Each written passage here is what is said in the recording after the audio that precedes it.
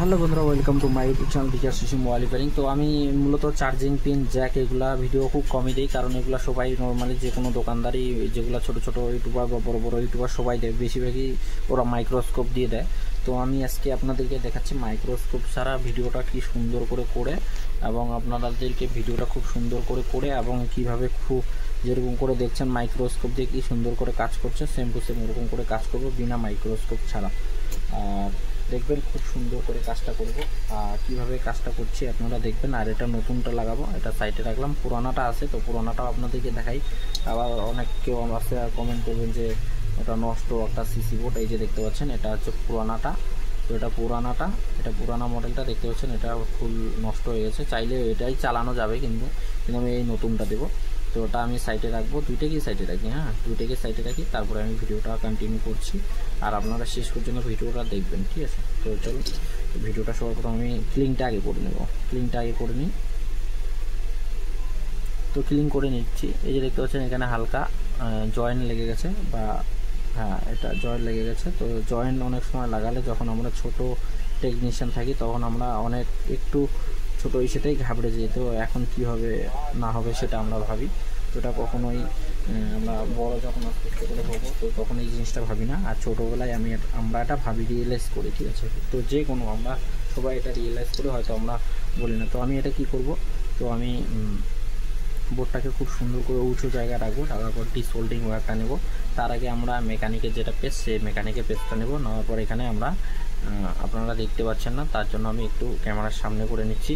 মেকানিকের পেস্টটা আমি এখানে হালকা করে দেবো, এখানে দেবো। এই চারটা যে পয়েন্টগুলোর জন্য চার্জিং জ্যাকটা লেগে থাকে, মানে মজবুত হয়ে থাকে, সেটাতে আমি পয়েন্টগুলোতে দিলাম। দেওয়ার পর আমি এখন এখানে কি করব, সোল্ডিং ওয়্যারটা চালাবো, হালকা করে চালাবো, মানে ঘোরাবো না, ঘোরাঘুরি করবো না, ডাইরেক্টলি এইভাবে হালকা করে ধরবো। দেখতে পাচ্ছেন এটা ফুল ফাঁকা হয়ে গেল। তো সেম টু সেম আমি এটা করব। তো আমি হালকা একটু ডিসোল্ডিং ওয়্যারটা কেটে নেই, কারণ দেখতে পাচ্ছেন কতটা আমার ডিসোল্ডিং ওয়্যারটা হিসেবে গেছে, নোংরা হয়ে গেছে। তো আমি এটা হালকা একটু কেটে নেব। তো কেটে নেওয়ার জন্য আমি বড় কাইসি ইউজ করি, আপনারা আবার কমেন্টে এটাই নিয়ে খিস্তি করবেন, তো তার জন্য বলে দিলাম। তো এখন এখানে আমি দিলাম, দেখুন এখানে আমি দিচ্ছি, দেওয়ার পর এটাকেও ক্লিন করে নিচ্ছি, ফুল ক্লিন হয়ে গেল। এখন আমি এটাকেও ক্লিন করে নেব। আমার কাছে আয়রন মেশিন, এর থেকে সরু আয়রন মেশিন আছে, আমি সেটাও আপনাদেরকে দেখাবো। তো সরু আয়রন মেশিন ছাড়াও কাজ হয়, অনেক টেকনিশিয়ান আছে যারা একটা আয়রন দিয়ে সব কাজ করে, তো তারা হয়তো আমাকে কমেন্ট করতে পারে।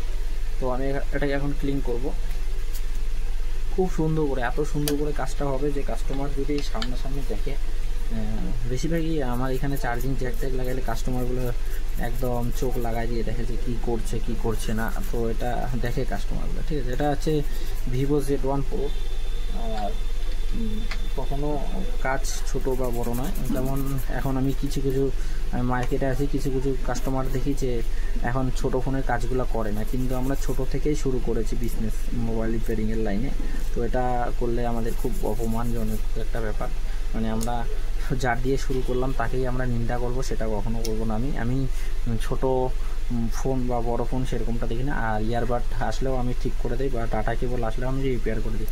আমি বলছি যে একটা নতুন ডাটা কেবল কিনে নিন, কিন্তু ডাটা কেবলটা ইজিলি কিনতে পারছে, কিন্তু কেউ এমন ফ্যামিলি আছে কিনতে পারবে না, বা এমন সমস্যার সময় 10 টাকা পকেটে থাকে না, ঠিক আছে?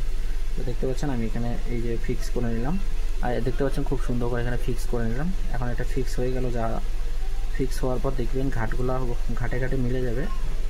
মিলে যাওয়ার পর আপনারা কি করবেন, এইভাবে এটাকে পেস্ট করে রাখবেন, ঠিক আছে? সেম টু সেম এইভাবে পেস্ট করে রাখবেন। জুম আউটটা একটু ছোটো করে দেয়, তাইলে দেখতে সুবিধা হবে। তো এরকম করে পেস্ট করে রাখার পর মেকানিকের যে আমার সেটা আছে, পেস্ট আছে, এটা এইভাবে দিব, এটা এইভাবে দিব। আগে এক জায়গায় লক করতে হবে, লক করলে পরে আমাদের লক করলে যে এই যে দেখতে পাচ্ছেন আমি এখানে এটা রাখলাম, এটা আমি এখান থেকে নেব যে রাংটা, আর এক জায়গায় লক করলে তাইলে আমার এটা এদিক সেদিক যাবে না, ঠিক আছে? তো আমি এক জায়গায় আগে লক করবো, এখানে লক করে দিচ্ছি। তো আপনারা দেখবেন আমি এখানে লক করে দিচ্ছি, খুব সুন্দর করে লক হয়ে যাবে। এই যে দেখতে পাচ্ছেন খুব সুন্দর করে লক হয়ে গেছে। আর এটা আপনাদেরকে জুম আউট করেও আমি দেখাবো যে খুব সুন্দর করে কাজটা হচ্ছে, ঠিক আছে? ওটা আপনাদেরকে আমি দেখাবো খুব সুন্দর করে। আর কোনো সময় কাজ করার সময় আপনাদের একটা জিনিস মাথায় আসবে যে মার্কেটে কেউ এমনও দোকানদার আছে যারা কিন্তু বড় মার্কেট চেনে না, লোকাল মার্কেট থেকেই নেয়। মানে ও আজ পর্যন্ত এতদিন থেকে কাজ করছে 10-12 বছর, কিন্তু বড় মার্কেট চেনে না। তারা লোকাল জায়গার থেকে যখন মাল নিয়ে আসে তো তাদের কাছে দামটা বেশি হয়ে যায়, আর তারা কাস্টমারের কাছে তার জন্য দামটা বেশি নেয়, কিন্তু সে লোকাল মার্কেট ছাড়া চেনে না, ব্যাপারটা এরকম। ঠিক আছে, তো তা নিয়ে আপনারা ইসে করবেন না। তো ছোট বড় সবাই আস্তে আস্তে করে এরকম করে বড় হয়েছে, তো এই জিনিসটা মাথায় রাখবেন। তো আমি এখানে হালকা একটু বেশি করে দেবো পিছন দিকে, কারণ পিছন দিকে দেওয়ার কারণ এটার এই যে এটার সামনের দিকে যে ঘাটটা আছে সেই ঘাটটা একদম ডিসপোজ হয়ে গেছে। তো আপনাদেরকে আমি একটু জুম করে দেখাই কি সুন্দর করে লাগালাম। আবার কানেকশান আছে, কানেকশানগুলো দিব। ঠিক আছে, কানেকশান দিব, অবশ্যই দিব কানেকশান। দেখবেন এই যে দেখতে পাচ্ছেন খুব সুন্দর করে আমি এটাকে ফিনিশিং করে লাগালাম। পিছন দিকে কানেকশানটা হয়নি, কিন্তু সামনের কানেকশান দেখতে পাচ্ছেন খুব একদম ক্লিন কানেকশান হয়ে গেছে।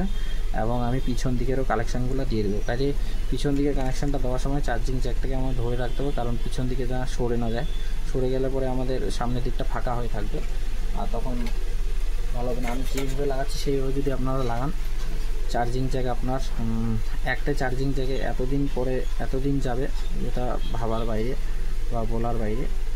তো সেটা কেউ করে না, কেউ নর্মালি ফিক্স করে দেয়, ফিক্স করে দেওয়ার পর ওইভাবে চালায় কাস্টমার। কিন্তু আমি যখন কাজ করব, কাজের আমার হিসেবটা আলাদা রকম থাকবে।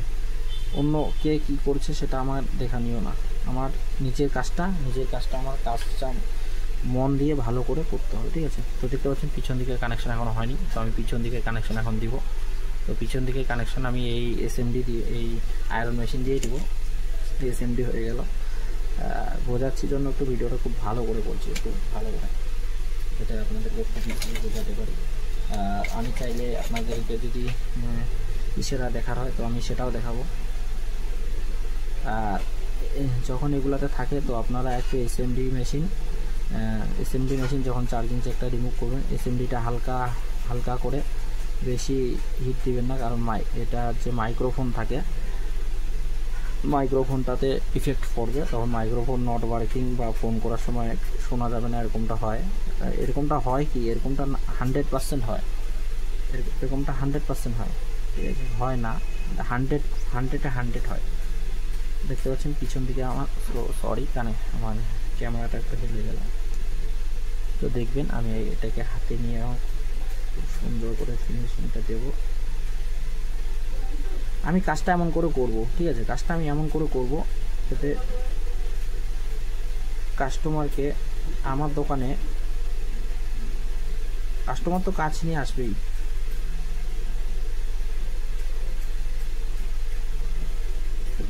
তো আপনাদেরকে দেখাই, জুম আউট করে দেখাবো। ঠিক আছে, এই যে দেখুন, তো শিগগির মাইক্রোস্কোপে ভিডিও আসবে। দেখতে পাচ্ছেন খুব সুন্দর করে কানেকশান, এত সুন্দর করে কানেকশান দিয়েছি না বলার বাইরে। তো এখন আমি কি করব, ক্লিন করে নিতে হবে এটাকে, এটা মেন ক্লিনটা, পরিষ্কার পরিচ্ছন্নতা আপনার নিজের কাছে। তো আমি এটাকে ক্লিন করব। আর হয়তো আমার যদি সাউন্ড কোয়ালিটিটা ভালো না আসে আমাকে একটু জানাবেন, কারণ আমার এখানে ফ্যান চলছে, গরমের দিন ভালো করে জানেন, কিছুদিন থেকে বৃষ্টি হচ্ছে না। আর আমার মোবাইল রিপেয়ারিংয়ের হিন্দিতেও ভিডিও আসবে, এই চ্যানেলেই আসবে। দেখতে পাচ্ছেন এটা খুব সুন্দর করে পিছন দিকে, যদি সামনের দিকে আপনারা দেখেন তো এটা পিছন দিকটা আপনাদেরকে দেখাই, খুব সুন্দর করে কানেকশানগুলো হয়ে গেছে, এবং সামনের দিকটা এবং এই পিছন দিকটা। তো এইভাবে কাজ করবেন, খুব সুন্দর করে কাজ হবে। তো এটাই আমার ছোট্ট ভিডিও।